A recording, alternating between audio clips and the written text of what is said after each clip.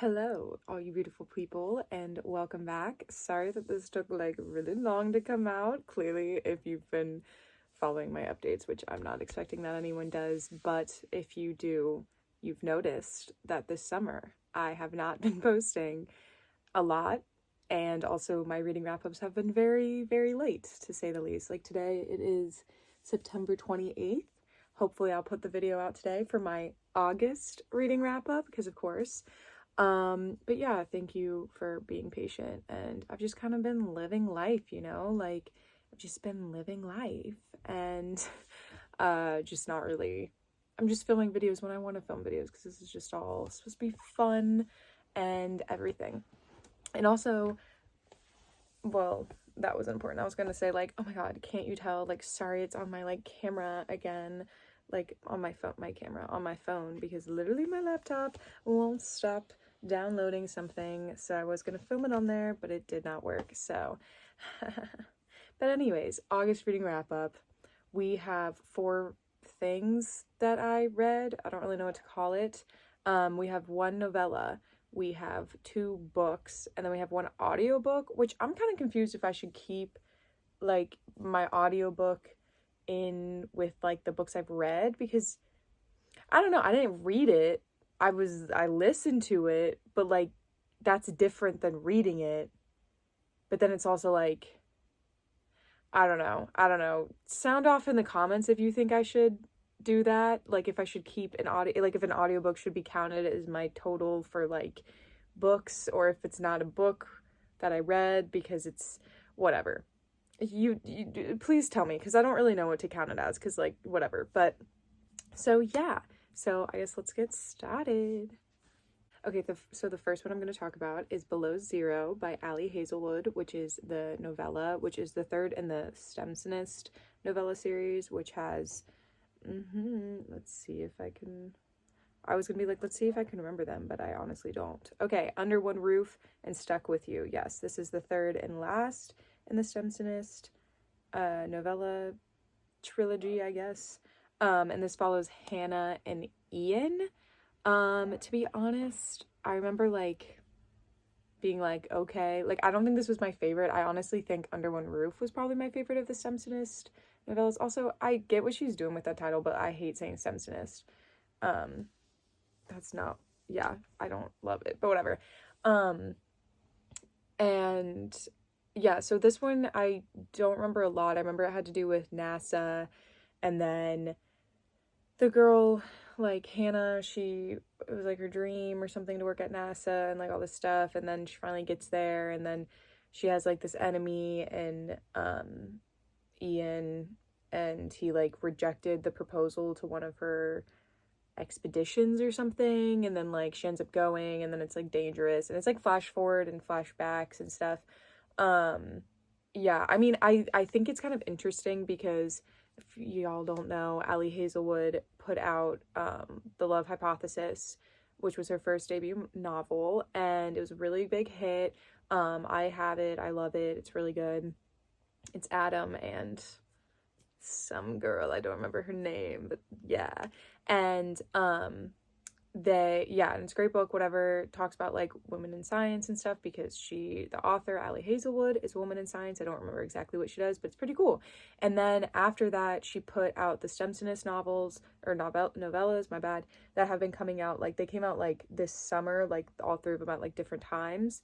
And then at the end of, I want to say the end of August, her 2nd novel came out, Love on the Brain, which I actually just ended reading, or just finished reading, so it'll be in my September reading wrap up. But I just think it's kind of interesting having read all of it and kind of in the order she planned it to be, because that doesn't happen a lot for me with authors, because I kind of just like find one and then I read like all of their stuff, and not necessarily in the order that they released it, because most of the time it doesn't really matter. But I think it's just kind of interesting to see like her journey, because like I think Love Hypothesis, obviously they all have like women in STEM and things like that in it, but then it's like I think she was doing with the Stemsonist novels of like all 3 of them are kind of like enemies to lovers. And I guess Love Hypothesis is too, now that I'm like kind of thinking about it, and so is Love on the Brain. So that's kind of like fun. And I don't know, I feel like NASA, like in the last one, I kind of forgot in Below Zero that they were at NASA, that Hannah was at NASA and whatever. And then in Love on the Brain, they're also at NASA, which I couldn't remember their names. So the whole time I was kind of like, I remembered them being at NASA, but I couldn't remember if they were like in Love on the Brain, like a little like teaser, like, oh, Hannah, the head of, well, I don't even know what she did, but like, you know what I mean? Like I was like, oh my God, but then I couldn't remember her name. So it was kind of pointless, but whatever. Okay, the next book, which is the audiobook, so whatever, the next book, still a book, that I listened to was Until It Fades by K.A. Tucker, which this is such a random read for me, I feel like. Like, literally what happened was I live in Ohio, and I was visiting my friend who's in Wisconsin, and then we were going to Minnesota. So long drivings for me, basically like 10 hours total, kind of, give or take. And right before I was about to leave, like I was like eating my lunch right before I was about to go, and I was like, oh, I should probably like get an audiobook or something. Like I feel like that'd be kind of fun, because I was like driving by myself. I don't know, it's like maybe that'd be fun, I don't know. And I was like, I don't really know where to get a free audiobook. And then I was like, well, duh, the library. So I went onto my library site and I was like, oh, let's just like see kind of what ones they have available, because I need it for like right now.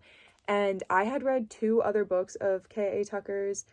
Ooh, one's like, I'm trying to remember what they're called. I had read 10 Tiny Breaths and One Tiny Lie, both by K.A. Tucker, and they're in a series, but I only read those 2 because, yeah, I hated 10 Tiny Breaths, and then I don't really know why I decided to continue the series and read One Tiny Lie. I kind of remember it being like, I read the description for One Tiny Lie, and I was like, I'm kind of into it, like, let's give it a shot, like, whatever. And I liked it more. It was very, like, an average kind of book to me, but it was more, both of them are kind of, like, off the handle to me, though.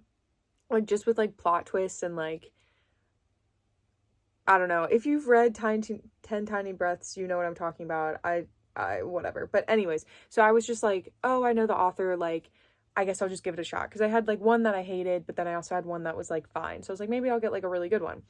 So basically the like quick story synopsis is it follows Catherine and Brett. Basically Catherine is like this single mom. She's like very young. She had her daughter when she was, I think, a teen, yeah. And she's like a waitress and is just kind of trying to figure out her life and like provide for her daughter and like do all these things. And one night on a way, and she also has like trauma from her past, like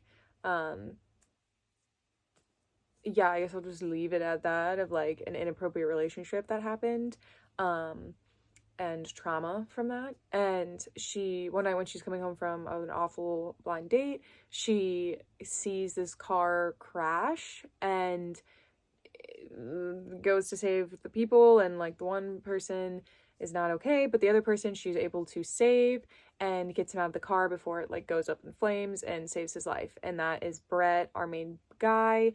And it turns out that, oh my gosh, he's a NHL star, and is so rich. And like his mom is supposed to be like not Marilyn. Oh my God, what is going on? His mom is supposed to be like Meryl Streep, basically. I think her name might even literally be Meryl. I kind of remember it being something like that. And so he's like super uber rich. He's a Nepo baby. Yeah, and he's just like very thankful to her, obviously, because she saved his life, and like, I don't know, all these hijinks ensue. Okay, so this book, not good. And you know what? I want to give credit to my girl who was reading the audiobook. I want to give credit, but I do not remember her name, but she kind of slayed it. I mean, like, it was hard because again, this is like the first audiobook I've ever listened to in my life, so I don't really know how all audiobooks are. She did all of the voices. Like, there was not one voice that she did not do, and that's a lot of heavy lifting, because I think it'd be a lot easier, and I probably would have enjoyed it more if they hired more than one actor, because then she could, I don't know, like, because it was just like she had to play like the main 3 characters basically are like Catherine, the main girl, Brett, the main guy, and then her daughter, which I don't remember the daughter's name, but it's them three, whatever. But that's varying. That's like, you got to be like, her normal voice, I'm assuming, is Catherine, and then she's got to like go down to be the boy, and she's got to like go up to be like a little child. And like, I'm just like, I don't know. I wasn't super into it. I wish at least at the bare minimum they would have gotten like a male voice actor and a female voice actor. Not that the girl did not slay it, because I really think she did. She had, check was due, rent was due, she was doing her job, she was doing all she could, she was differentiating between the voices better than I could ever dream of. But I'm just saying, I think it would have been better if they had a male and female. And maybe, again, this is the first audiobook I've ever listened to, so maybe that's like a common thing, and I'm just being like, you know what they should do? I don't know. I know, like, in The Summer I Turned Pretty, they like re-recorded it and it was with the actors, and that's cool to me, but I don't know. So it was like just a very K.A. Tucker book to me, of just like, I don't suggest it. I don't think it was good. I don't really know why I wasted like 16 hours of my life listening to it, or however long it was. I don't even know. Like, nah. Okay, the next two books I read were The Inheritance Games and The Hawthorne Legacy, both by Jennifer Lynn Barnes. This is the book number 1 and 2 of the Inheritance Games series. There's 3. It's a trilogy. I did read the other one, but I didn't read it in August, so I guess I won't talk about it now. But basically, the premise of the Inheritance Games is that Avery Grams, she's poor. Let's just say it. She's poor, and her mom has recently passed, and her dad's kind of not really in her life, so she lives with her half-sister, and she was kind of like living life, like doing the thing, whatever. And then one day she gets called to Texas, and she doesn't really know why, and her sister go, and it turns out that she has been put in Tobias Hawthorne's legacy will, and she didn't even know Tobias, so she's like really confused by this, and he's like the grandfather of all these people and stuff, like whatever, of this like whole big family, and he's like a billionaire, like he's like super rich, and while they're reading the will, it turns out that she is getting basically everything, and his family's basically getting nothing, and kind of cray, and everyone's like, why is this happening? So suddenly her life is completely changed, and now she is the inheritor of billions of dollars, and she kind of has to figure out why and all these things. And the fun thing is that Tobias Hawthorne is known for kind of making these riddles and these games, especially for his 4 grandsons, Nash, Nash, Grayson, Jameson, and Xander, to like figure out, like that was like a thing that he always did, all of these like riddles and puzzles. So it's kind of fun. It's like this, like, the first book they're trying to figure out like why Avery got all the money, and like what was the purpose and stuff. And I feel like I shouldn't really talk about the Hawthorne Legacy, the second book, because like I'll give it a pause. Maybe I'll make a video about all 3 or something. So if you want to read the Hawthorne Legacy or the trilogy, click off the video. Okay, all of you guys left. So the Hawthorne Legacy is, as I said, the second book, and basically they kind of didn't really, I mean, there's not like, I guess there's like a reason Tobias picks Avery, but like kind of ish, not like super, I don't know. But basically they basically at the end of the first book, they're just kind of like, this was all to get you boys back together because they were kind of like fighting, and that's kind of it. And then they're like, sorry Avery. But the hot goss is that in the first book, it was revealed that Tobias's son, because like Tobias himself, the like billionaire who died, had 3 children. He had Zelda and Sky, his 2 daughters, and then he had Tobias the second or third, I don't remember, whatever, but they called him Toby. So then they had Toby. And as a teen, there was like this mysterious fire, and like Toby and these 3 other kids, teenage kids, died. And it's kind of hinted at all throughout the first book that they didn't really die, or like at least Toby didn't really die. And it's kind of revealed at the end that he did in fact not die, and he's still alive, and Avery knew him and like had interacted with him multiple times, and he like called himself Harry with her and stuff, and like whatever. And they're kind of now on the journey of trying to find Toby to like Avery wants to like confront him and like all of these things, whatever. In this book, I have to say, I think it was less good than the first, which, you know, happens. I just think the first was like more fun and exciting, and like the second one was kind of more just like, okay, this is what we're doing. Like, I saw that plot twist coming. Like, obviously you kept mentioning him. I knew he was going to be important. Like, cool.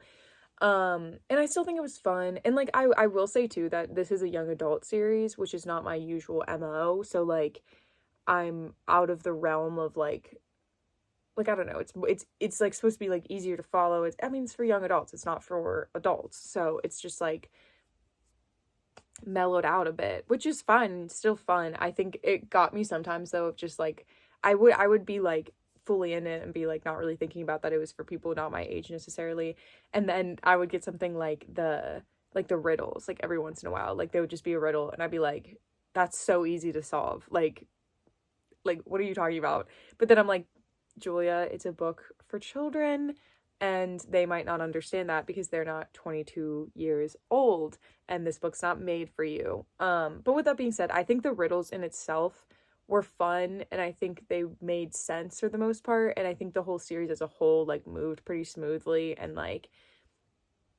made sense and kept me interested. And yeah, I think it was just a fun read. I recommend. Okay, so yeah, that was my August reading wrap up. In September, on September 28th. Is that right? Yeah.